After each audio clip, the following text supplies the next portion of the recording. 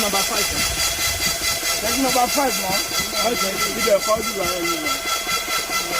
I will come out of that deal.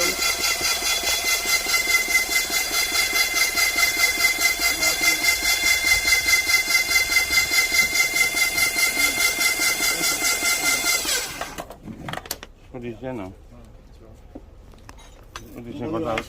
Oh, yeah, and 2 cards.